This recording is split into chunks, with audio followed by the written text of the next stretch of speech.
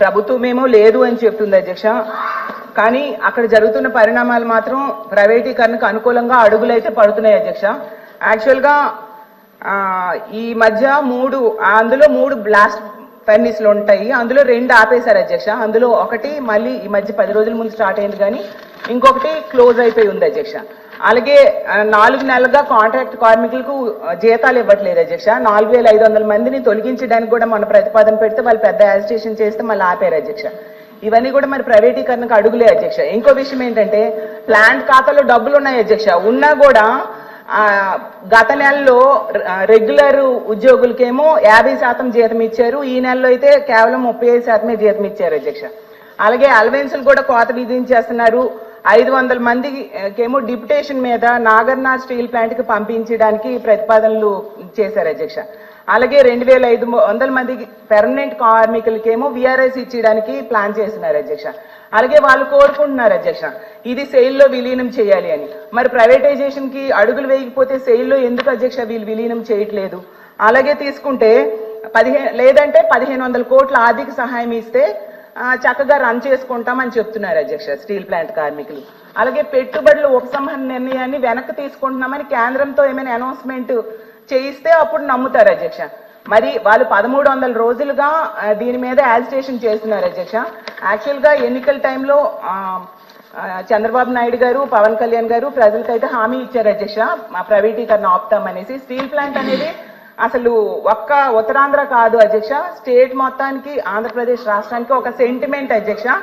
అసలు దీనికోసము 32 మంది ప్రాణత్యాగాలు చేశారు అధ్యక్ష. నేను అడుగుతున్నాను, సరే వీళ్ళు లేదు అని చెప్తున్నారు, మరి లేదు అన్నప్పుడు ఈ 1500 కోట్ల ఆర్థిక సహాయం కోసం కేంద్రం దగ్గర ఏమైనా ప్రతిపాదన పెట్టారని అడుగుతున్నాను అధ్యక్ష. ఎందుకంటే కర్ణాటకలో తీసుకుంటే కుమారస్వామి గారు భద్రావతి స్టీల్ ప్లాంట్ కి ఏమో 30,000 కోట్లు తెచ్చుకున్నారు అధ్యక్ష. 2 ఎంపీలే ఉన్నారు. మనకి 31 మంది ఎంపీలు ఉన్నారు. కూటమి ప్రభుత్వం కేంద్రంలో కూడా ఉంది అధ్యక్ష.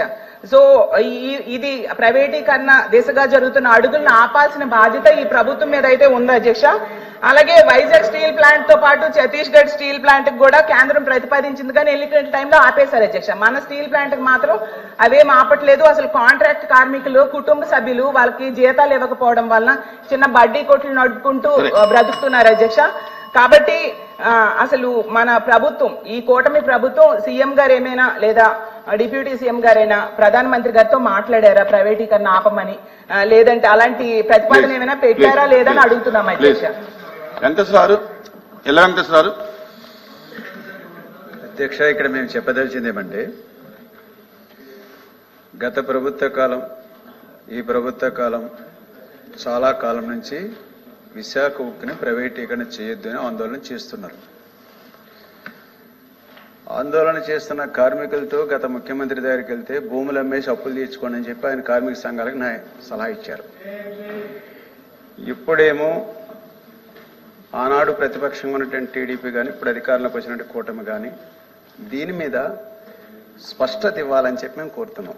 అటు కేంద్రం, పాలకపక్షం, ప్రతిపక్షం అందరూ కలిసి విశాఖ ఉక్కుని అమ్మేస్తారా?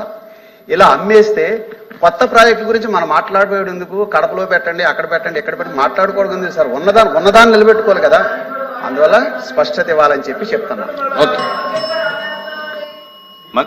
లక్ష్మణ్ రావు సార్, లేదు ఇంపార్టెంట్ ఇష్యూ కదా, స్టేట్ ఇంపార్టెంట్ ఇష్యూ, ఎందుకు కామెంట్లు? అధ్యక్ష